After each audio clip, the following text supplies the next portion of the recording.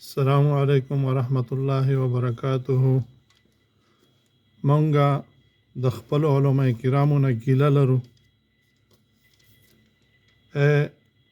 د پښتنو مولایانو، خصوصا کوزو مولایانو که کفارو دا ولس لوټ که وی واژه، خو کفارو زمونږ دښمنانو مسلمانانو تاسې مونږ ولې ووژلو، مونږ مو ولې سپکړو، مونږ مو ولې د در ملنګان کړو، مونږ مو ولې د بل لاس ته کېنولو، ولې مو زمونږ جماعتونه، زمونږ علماء کرام، زمونږ ملایان، زمونږ مشران، زمونږ سپینګیري، زمونږ ځوانان، زمونږ ښځه او نرې مو ولې ووژل.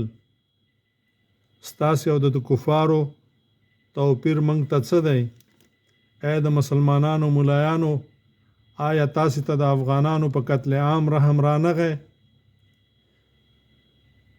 د پښتونخوا ملایانو، تاسې خو د کفارو سره لاس یو که، افغانان مو ووژل، افغانستان مو ړنګ که. تاسې نه به په هیر نه وي 20 کاله مخکې امریکایان او د هغوی 55 ملګري په کومه لار راغله؟ دغه ټینکونه او دغه توپونه او دا شرابونه او کبابونه ډالر په کومو لارو راتلل؟ مولایانو تاسې نه لیدل؟ ستاسو ایمان تاسو ته ونه ویل چې دا به ځي افغانان به وژني؟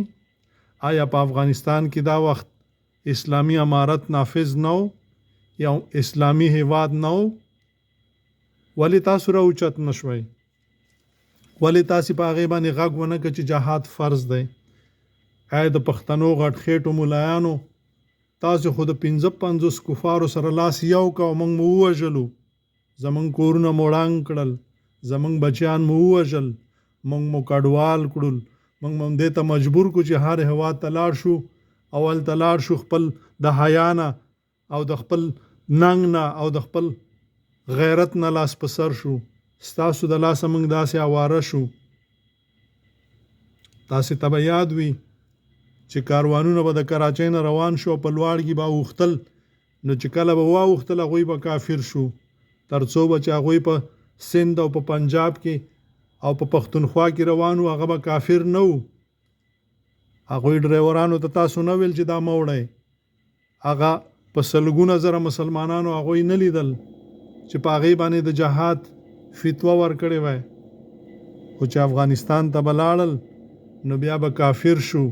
په افغانستان کې کاڼی، بوټی، خاوره، ملا، مفتی، عالم، طالب، زوړ او ځوان ټول کافرانو تاسو ته. آیا د پښتنو مولایانو نن بیا چې په افغانستان کې اسلامي نظام دی او د کرای فوز راځي او په موږ باندې بمباریانې کوي، په خوست باندې او په فاریاب باندې او په داسې نورو ځایونو باندې تیری کوي او په کونړ باندې، آیا تاسو ته دا ښکاري نه چې هلته اسلامي نظام دی، هلته مسلمانان دي؟ تاسې ولې په دې فوز باندې غږ نه کوئ چې دا مه وژنئ، هلته خو اسلامي نظام دی؟ آیا تاسو ته د خدای نه حیا نه درځي؟ آیا تاسو ته د قرآن ته چې کله ناست د قرآن نه حیا نه درځي چې قرآن کې په خپله لسګونه ځلې خدای پاک وایي چې په درواغجنو د خدای د ملایکو د انبیاء او د مسلمانانو لعنت وي؟ آیا تاسو په خپلې دعوې کې دروغجنې نه یاستئ؟ آیا تاسو ته د رسول الله صلی الله علیه وسلم د احادیثو نه شرم نه درځي، حیا نه درځي؟ آیا تاسو نه په هیر دي چې تاسو به مړه شئ او خدای پاک به د تاسو نه د دې شي نه د ذرې ذرې پوښتنه کوي؟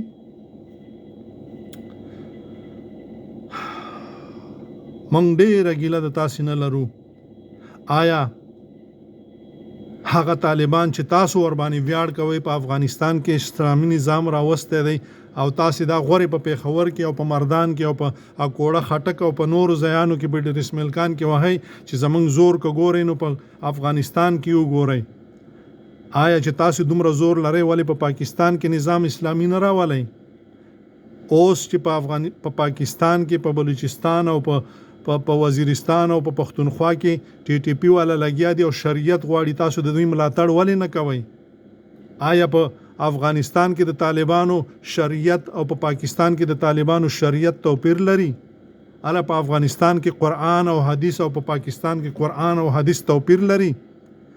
آیا په پردي کور کې شریعت غوښتل او په خپل کور کې د پیرنګي د قانون لاندې شپې سبا کول دا به د خدای امر وي؟ آیا تاسو ته د دینه شرم نه راځي؟ اوس چې د کرایې پوز راځي او په موږ باندې بمباریانې کوي، تاسو په دې باندې غږ نشئ کولی چې په شرعي نظام او په مسلمانانو باندې او په ګاونډیانو باندې بمباري مه کوئ؟ آیا ستاسو ایمان تاسو دې ته نه مجبوروي چې تاسو په دې باندې غږ وکئ؟ خو داسې ښکاري چې تاسې او دوی لاس یو کړی دی او مسلمانان وژنئ، خو په تکتیک یې وژنئ، لکه څنګه چې د اسرائیلو تکتیک دی، چلول دی، په داسې چلول باندې مونږ وژنئ.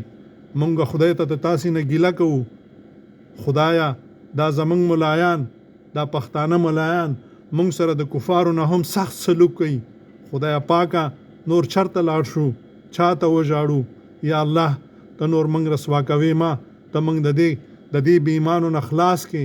یا الله مونږ خو نور زغم نه لرو، خدایا پاکه مونږ تا ته ګیله کوو، د دوی نه تا ته شکوه کوو او د تا نه مرسته غواړو. یا الله ته مونږ نور د دې فساد نه خلاص کې. السلام علیکم ورحمت الله.